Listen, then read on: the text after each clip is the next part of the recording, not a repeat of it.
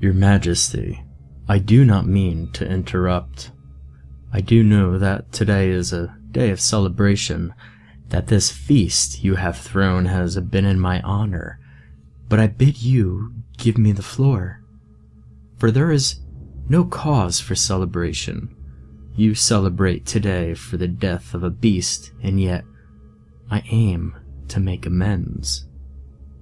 For you see, the beast lives on. I could see by the look on your face that you are confused, and perhaps you feel you are owed an explanation. If it pleases your Majesty, I will give you just that. It all starts with her. She was always a quiet one. Withdrawn, I guess you could call her. She spent her days in the archives, the old stone library at the edge of her village, her charming little nose buried in some book or another. She was different, not quite like the other woman I had come across in my travels. They were all so preoccupied with finding husbands, starting families. She loved research. Guidobaldo del Monte, Leonardo da Vinci. These were only a few of the endless trends in her studies. The world is changing, she had told me once. Women were no longer prizes to be won. They were human beings, equal to any man. I was never a well-educated man. It was for that reason that it came as no surprise to me that she showed little in regards to my advances. She seemed destined for greatness, whereas I, well, as you already know, I'm a hunter, as my father before me. It is a noble profession. After all, people need to eat. Being able to track has other benefits. Often I found myself employed even by yourself, Your Grace. You have always been generous, paying me well to track criminals or, sometimes, to take care of wild beasts. And so, when there came tales of that foul creature stalking and killing villagers, livestock, and traveling merchants in the shadow of La Crête de la Nere in the Jura Mountains, this troublesome fiend that has taken to traveling from the peak into that quaint little village.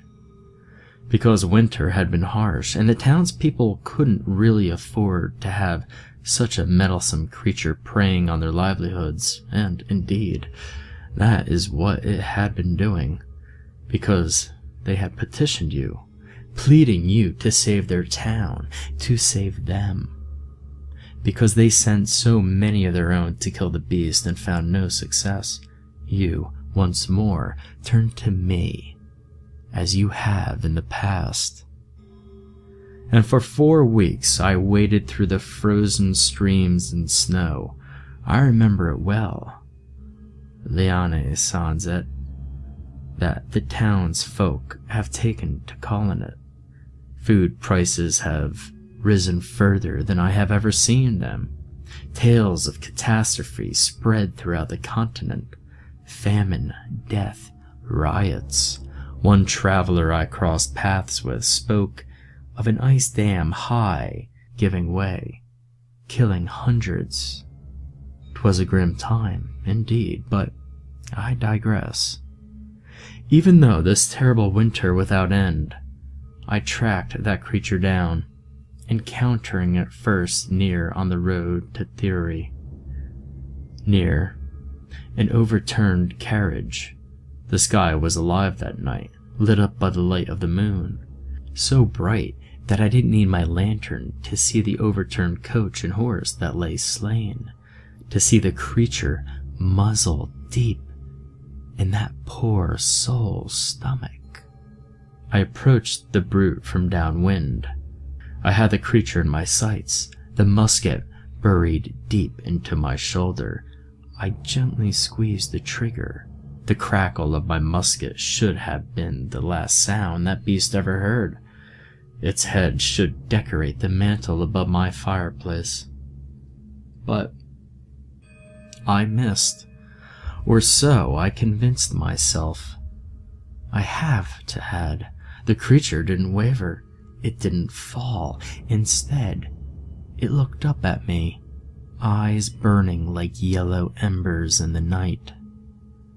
It let out a fierce, guttural sound. Shifting its head skywards, it howled. Slowly, it leveled its eyes across the snowy plain, and it locked them on me. It let out a bone-chilling roar, and for a moment, I felt the cold chill of death creep down my spine, twisting my innards into knots. Even in the chill of the night air, I broke a sweat. In that moment, I knew that the bell tolled for me, and yet, your grace, it did not charge. Electing instead to turn toward the mountain peak, it dashed. In massive strides, it covered the distance of the frozen field, a solid 40 meters in mere seconds. Never looking back, it disappeared into the underbrush. No bear that I've ever seen could move as it did. The agility, the magnitude of its being simply overwhelmed me. I regained composure and started toward the mountain, and as I did, I felt my skin begin to crawl. My blood ran colder and colder. The air on my neck stood up. Every fiber of my being warned me. Should I give chase? I would not live to see the sun rise upon the morning brow. Never before had I ever seen anything like it, and I swear to you now that I wish I never had. In that briefest moment of folly, I wanted to give chase, yet the voice in the back of my mind demanded me flee. You are weary from your travels, the voice told me. The creature will still be there come the morn.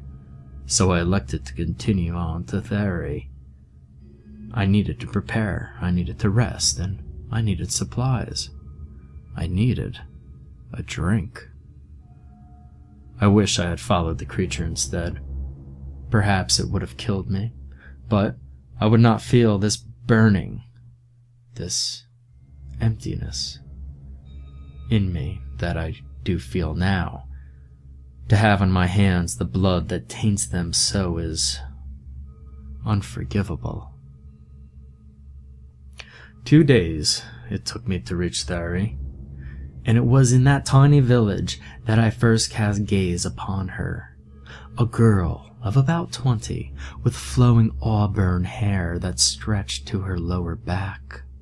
She smiled as I approached her, a smile that I was sure could melt away the frost that so stubbornly clung to the ground in mid-June. Her eyes were the softest I had ever seen, the warmest, a brilliant shade of amber. She wore an elegant blue gown with a dark cloak. She kept the cloak high over her head, although it could not shield the radiance of her being. There was scarcely a cloud in the sky, and despite the cold, the sun shone brightly. Yet, even still, it was the second brightest thing to decorate the world that afternoon. She smiled, and oh, that smile. She smiled, Your Grace, but not at me. In her hands, she held a book, leather-bound with a red ribbon neatly tucked away in its pages. She read from that book, swaying through the stone streets of the village, scarcely looking up from its pages, and, even when she did, it was only long enough to evaluate her route. She danced around passerby, dodging carriage, man, and animal alike. I found myself mesmerized by her sway, and I fell in line behind her as she ambled about. I followed her until she reached a dilapidated old house. She stopped briefly to knock on the door, then, without waiting for a reply, she let herself in. I waited for a moment or so before approaching the door. Without hesitation, I forced myself to knock. She did not answer, to my chagrin, or perhaps to my relief. She did not answer, but another did. A stern-looking young woman, perhaps in her mid-20s. She looked me up and down, a ravishing glint in her eyes. "What have we here?" "Madame," I answered. "I do not hate to be a bother, but 'tis such a cold night. I am weary from my travels. I thought I might inquire as to whether or—" "Papa! Papa!" the girl called out, looking over her shoulder. "A man is here." Over her shoulder, I could see the warm embrace of a fireplace. Shadows from its flames danced across the room. A man leaned forward very briefly and gave me a once-over. "Oh, come in," he said cheerily, falling back into the chair. "Come in." The girl smiled at me as I passed her, my cap twisted in my hands, pressed against my chest, and my musket slung over my shoulder. The man was well past his prime, bald, save the sprouts of silver hair that decorated the sides of his scalp, just above the ear. His face was clean-shaven, and his eyebrows thick and dark as he furrowed them as he studied me quickly. "And who might you be?" he asked after a long silence. So, we made introductions. He told me his name, and I mine.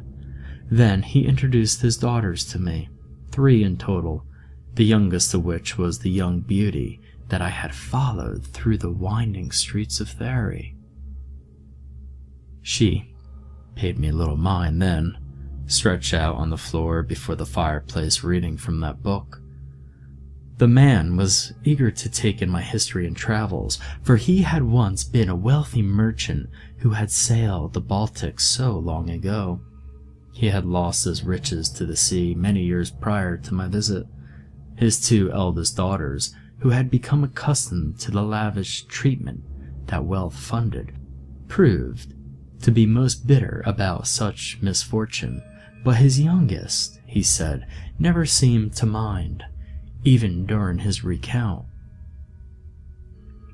She scarcely looked up from the pages of her book, until her father asked me what brought me to Theory. "I'm a hunter. King Louis XVIII himself has appointed me to track, hunt, and kill a rogue brown bear that hunts these woods." The old man seemed discontent, but feigned approval, nodding accordingly. "Oh, of course, of course. I encountered the creature en route to town," I told him. "There was something off about it." He clammed up a moment, his eyes scurrying from my being and towards the dancing shadows that the fire cast. With a puzzled look, I raised my brow. "He's talking about it," one of his daughters whispered to the other. "It?" I repeated. It was then the young woman looked up from the pages of her book. "Him," she corrected. "I didn't get close enough to determine the creature's sex," I admitted.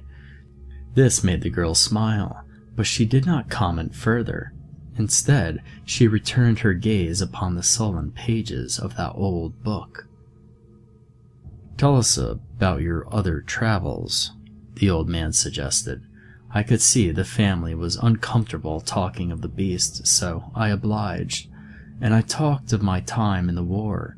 For hours and hours I talked before finally the old man yawned. The young woman, noticing this, made her way to her feet and kissed his forehead. "Father, you really should be getting some rest tonight. I'll see the gentleman out." "Oh, nonsense," he chimed, smiling at me. He bade me stay the night. Though the house was small and barely fit for those living in it, the young woman made off, insisting she must return home. I learned from her father that she had been betrothed to the town magistrate. You might know him, your grace, Charles de Villard. In any case, the old man had accumulated a great deal of debt since his bankruptcy. Some years ago, he received word that one of the trade ships he had chartered had survived the storm and sent him spiraling into debt. He had used the last of his finances to travel from their home in Paris to Marseille. Upon arriving, he found his possessions seized. Penniless and heartbroken, he began the long journey home. No longer able to afford the cost of living in Grand Paris, he and his daughters were forced to relocate. Fate saw fit to bring them to Thierry, where he was offered a small plot of land on which to farm in his house. In return, the old man promised de Lavard the hand of his fairest daughter, which, as it turned out, happened to be the young lady I had become so infatuated with. Again, I find myself distracted, though. The house was barely fit to be called a home. 3 rooms and a bath, each room smaller than the last. The bathroom was little more than a closet, and the master bedroom was, perhaps, 3 square meters. This room he offered me. His bed was solid, bits of hay bound by twine, over which he had spread a thin blanket. Despite the squalor the family lived in, the house was devoid of mice, roaches, and other vermin. I suspect, in part, this was due to lack of sustenance. The old man had to sell what little they were able to grow on the land to accommodate the wasteful lifestyles of his eldest daughters, who wore extravagant dresses and evening gowns, even now. Not like his youngest, who dressed rather ordinary. The old man told me that upon his journey she asked for but a rose, picked by his hand. It was not without difficulty that I found sleep that night.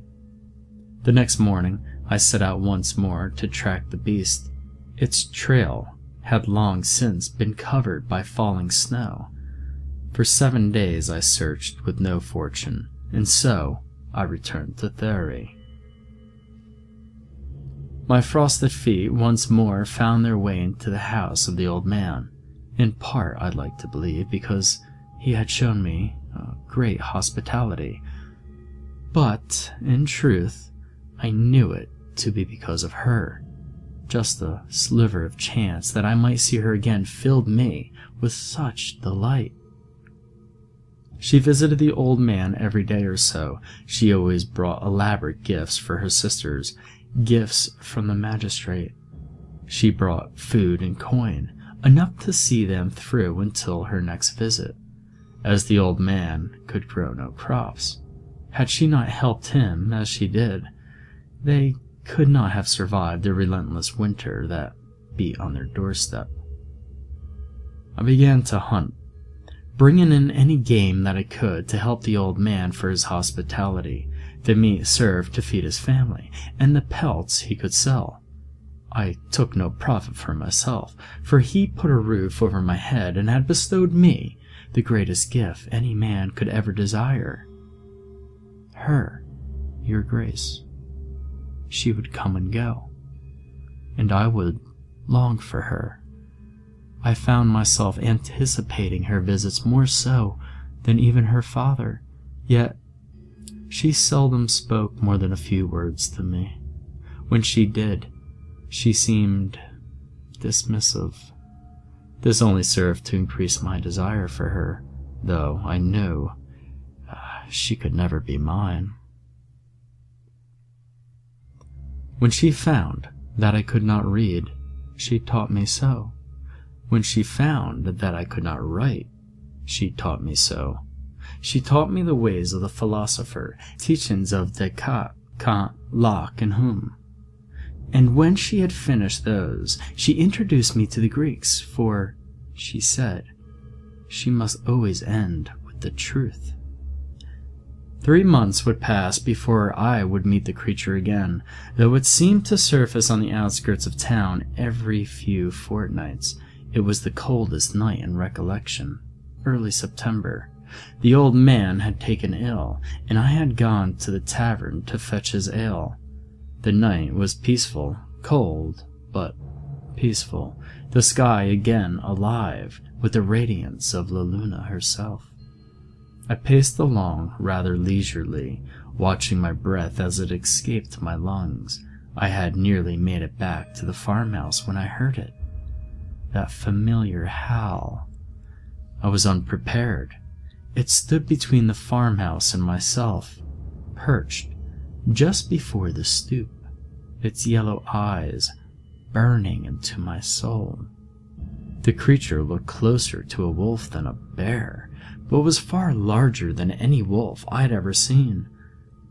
Red-brown fur covered the entirety of its being. It lowered its head to the ground and let out a low, raspy growl, taking several paces toward me. My body instinctively inched backwards, my eyes locked onto its, my legs ready to bolt at a heartbeat's notice. I could hear it breathing. I could see the steam rising from its lungs, clouding the air in front of me. Long, deep breaths. Not the shallow breathing of a wolf. The creature was studying me, waiting for me to make my next move. It flicked its tail. A heavy thud filled the air with every swing. Then, the unthinkable happened. The old man, no doubt believing the thumping to be the knock of a visitor, opened the door. The creature, startled, turned and pounced. It had the old man pinned to the ground. He let out a horrified scream, his face contorted with pain. I lunged forward as fast as my legs would carry me, throwing all my weight into the creature. It toppled back, but it did not fall. Regaining composure, it looked at me again, then to the old man, but only briefly. It raced out into the night, disappearing as quickly as it emerged. Hoisting the old man over my shoulder, I carried him into the farmhouse and stretched him out onto his bedding. The creature had severely injured him. Lacerations decorated the entirety of his body, some several centimeters deep. It had locked its teeth around his shoulder near the throat. As he lay there, he looked at me, wide-eyed, coughing up blood and bile. His daughters had long entered the room, their terrified cries filling my ears. He reached out, grasping my hand. "I will slay this beast," I swore to him. He swallowed, struggling to speak, but words would not find his lips that night. His daughters retreated into the streets, seeking the town physician. By the time he had arrived, the old man had lapsed into a coma. His younger daughter came to visit him the next day, distraught as any daughter should be. "What happened? What have you done?" she screamed, her tiny fists swatting my cuirass. I did not answer her. I could not answer her, for I knew that it was my fault. The beast had never ventured so far into town, and it could be no coincidence that it found its way to the old man's farmhouse after my arrival. It had tracked down the man who had emptied his musket into it on the road those many months ago. The man who had been combing the mountains for its lair since. "Your fault!" she screamed over and over again. She screamed and she swiped until she could do no more. Then she collapsed into my arms, her amber eyes finding their way into my own. "How could this have happened?" she asked me. My heart sunk for her. My heart wept for her. He breathed still. I tucked my hand beneath her chin. He is a stubborn old man, and he has so much to live for. "The beast did this?" she asked, her voice shaking. "It did." Her lip quivered again, and she buried her face into my chest, her tears saturating the leather of my cuirass. I could feel her body convulse with every sob. It pains me to admit it, and perhaps it makes me a terrible man, but at the time, I could not help believe it was a blessing in disguise, because the first time I held her, your grace, I knew that I had loved her, that I would love her until the day my heart stood still. The magistrate permitted her to stay with her father during his time of need. She took care of the house, of her father, while her sisters rarely lifted a finger. My thirst for the hunt renewed. I set out again and again and again, but, as the countless times before, I could not find its lair. It was as if it had vanished, leaving no trace of its existence. And, as I could not find its lair, I began to investigate the town. The creature had to be somewhere. I could not find it, but others before me had tried. Perhaps they had more success. The townsfolk were rife with rumors. Some claimed the beast to be a hound of Cerberus, unleashed from his cage, while others claimed the creature to be a manifestation of the deity Nodens. The stories were boundless, and each more outrageous than the next. My patience had all but reached its limits when I stumbled upon an old woman outside the tavern, covered from head to toe in white and yellow cloths, her clothes ragged and torn, hair black as a moonless night, wrapped in a red headband, her skin bronzed and wrinkled. A scar ran just above her brow to the base of her chin. The eye it covered was as the eye of a corpse, shallow, blind, and lifeless. She looked at me with her one good eye and let out a rasping sound. "Un blustum," she whispered. She tilted her head to the side. "Varkalak." "Excuse me?" She looked me up and down, a sly grin on her face. "The beast." Her words were strained, few and far between. "You seek Varkalak." "Varkalak?" I repeated. "I am not familiar with this animal." She laughed, a grating sound, the sound of crackling embers in a fire, the occasional hiss of saliva, juices sweeping from red meat, sizzling on the red coals below. "A gift, a curse, a solemn rose in a garden of despair. He loses all that he held dear." She pointed a long, bony finger, decorated in silver and gold. "A man devoured by greed and sin, wickedness pouring from his being, turning away those who cannot give back to him tenfold. Devourer of Wolfsbane, under the light of the moon, it," she took a breath, "changes you." "You speak riddles, hag. I've not time for you." I stepped forward, attempting to push her aside, but as I did, she caught my wrist, her bony fingers wrapping tightly around me. "Be warned, hunter, for your time draws near. You shall pursue the beast, and though you shall stand tall when the sun rises, you will lose all you hold dear, becoming the very thing you set out to slay." I found myself lost in her gaze, unable to speak and unable to move. I next came to the young woman shaking my shoulder, calling my name. "Are you all right?" she asked. "Come, we must get you inside." She undraped her cloak and wrapped it around me, escorting me to her father's abode. We sat before the fire. Once more, the flames cast dancing shadows around the room. An iron cauldron dangled from the rusted hook at the front of the mantel. She dipped a rag within, softly pressing the warm fabric to my flesh.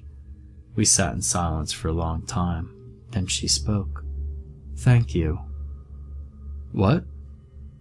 "Thank you for saving my father, for helping me with the farm." I swallowed, discomfort slinking across my being. "It is only to return the hospitality your family has shown to me." "Only?"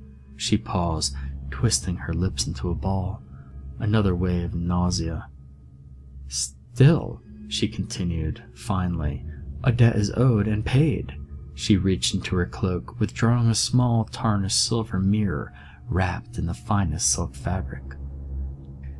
"My beloved, he gave me this. He told me it was enchanted, that it would protect me." She sat the mirror on my lap, and her eyes found their way to mine. "He said, so long as I had this, the beast could do me no harm." I pushed the small object toward her. "Then perhaps you should keep it for yourself. I could not bear anything to come of you." "Nor I to you." She was on her knees, her soft hands grasping either side of my face. "And yet, this cannot be. You must promise me. Do not leave the house on the morrow. You must not stray from town." "Why?" She let her gaze fall groundward. Through the soft light of the fire, I could see the tears treading down her cheek. "You saw her tonight, didn't you, the old woman? The old gypsy?" "I did. What did she tell you?" "Nonsense," I assured her. "Superstitions, a curse on a man devoured by greed." "Wolfsbane on a moonlit night." I furrowed my brow. "Yes." She looked back up at me, her eyes screaming for relief. "The magistrate, my husband, the curse is his to bear." "Curse? What are you talking about?" She leaned in close, devouring my lips with her own. When she drew back, her eyes again pleaded with me. "You must promise me." So I did. We made love that night, and when I woke the next morning, she was gone. My mind raced and my head pounded. Each moment offered a dull thud. Breath struggled to escape my lungs. My vision blurred, and the room spun. What did it mean? I asked myself time and time again. What did it mean? I retracted my quest thus far, encountering the beast on the road and again on the night it struck her father. Why was the beast there? For me? But why? And like clockwork, it would surface by the light of the moon. The full moon. This was no ordinary creature, born of a curse, his curse, the magistrate. Again, my mind raced, my vision spun. The creature hadn't come for the old man. It hadn't even come for the man who hunted it. It came for the man who longed for its beloved. I was the reason the old man lay dying in bed. I was the reason my love felt such despair. All of this was because of me. But I would atone for my sins. I gathered my supplies. Shortly before dusk, my love came by, very briefly. Once more seeking assurance that I would not venture out that night, I swore to her I would not. A lie. A necessary evil, for it was the night of the full moon, and I knew the beast would be on the prowl. With my supplies, my musket, and, for luck, the mirror she had bestowed upon me, I set out. I made haste, heading toward the magistrate's estate, and there I found the beast, prowling the courtyard just south of his mansion. Again, it locked eyes on me, and I returned its gaze, but this time I was prepared. I raised my musket and fired. A fierce sound of thunder echoed throughout the valley. It turned to flee, but I would not let it escape me again. Without hesitation, I gave chase. Deep into the woods it ran, with myself on its heels. Loading the musket, we climbed and climbed all the way to the peak of the mountain. It had nowhere else to run, and so it turned, letting out a guttural growl. I could not miss from here, so I aimed, and I fired. The beast stumbled back and roared again, but it did not fall. A truly cursed creature indeed. I dropped to one knee, desperate to reload my musket. That's when it pounced, knocking me backward into the ground. My hand gripped tight around its neck as it snapped, its massive jaws closing inches from my face, drool spilling from its mouth into my own. I used my free hand to struggle with my hunting knife, and I pierced the creature in the abdomen with the full length of the blade. It did not bleed, and in that moment I knew that I would not survive, but nor would I fail. So, with all my might, I heaved to one side and we began to roll down the mountain, crashing into brush and stone alike. The creature let out a fierce yelp, and I felt its body relax. When we stopped rolling, I struggled to my feet. I was triumphant. I could see the creature laying mere meters away, the hilt of my love's mirror piercing its flesh. Tarnished silver and glistening blood in the moonlight. The creature looked up to me, the burning yellow ember of its eyes dying out. I marveled. Before me, it began to change, back into the cursed man I knew it to be. No, not a man. The creature twisted and contorted, its bones snapped and crackling, and its form changing into that of a woman, into that of my love. Dropping to my knees, I cradled her, her ember eyes looking up at me with no slight or shame. She smiled and she brought her hand to my face. "Thank you," she whispered. Those were her final words. "Belle!" I cried, pulling her body close to mine. I held her there in the snow long into the night, well into the morning. As the sun broke night sky, I realized what it was the gypsy meant. For I had murdered the one woman in this world that I had ever loved. Thrice I had encountered the beast, and thrice it had made no attempt on my life. She had pleaded with me to let it be, and I had betrayed her. You see, Your Grace, for this reason, I am the beast, for betraying a love so pure. I buried her on the mountaintop, and I traveled far and wide to find a single rose to rest upon her grave. So, celebrate if you must. If you would celebrate the death of the most beautiful creature to have ever graced this planet.